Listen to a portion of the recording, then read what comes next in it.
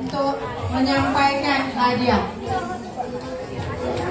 Seperti yang dimaklumkan, kita ada 5 hadiah, 2 kategori lelaki dan 3 kategori wanita. So saya akan bagi untuk wanita dulu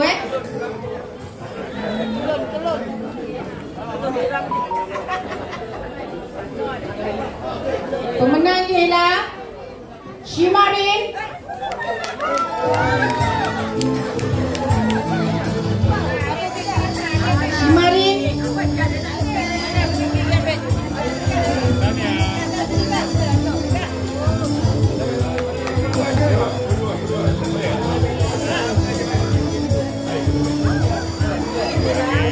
Intan Siti dan Intan.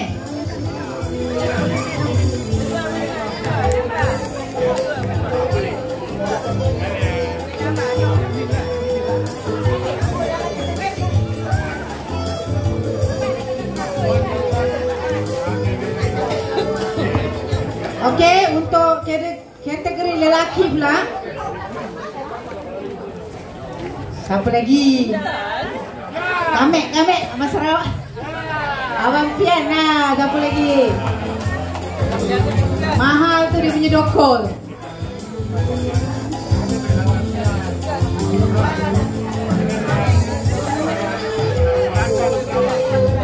Dato' cakap memang lawa pun. Birthday boy. Mana ni birthday boy?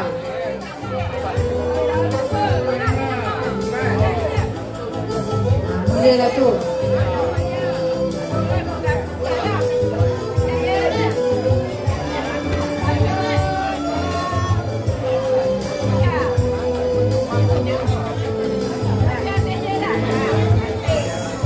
Okey.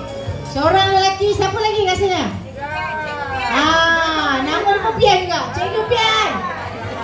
Ni memang selalu yang menang ni.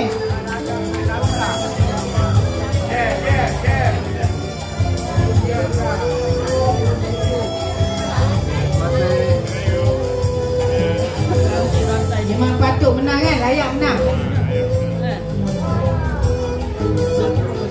Okey, untuk best kita pada malam ini, sambutan Rumah Terbuka Pewaling Malaysia dimenangi oleh siapa? Salina Zin. Salina Zin. Tanya Kak Salina.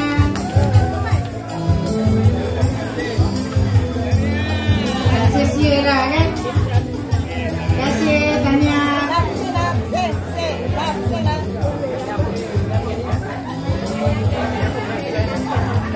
Okey, Tanya semua, terima kasih Datuk Maris. Dan saya serahkan semula pada MC kita. Terima kasih.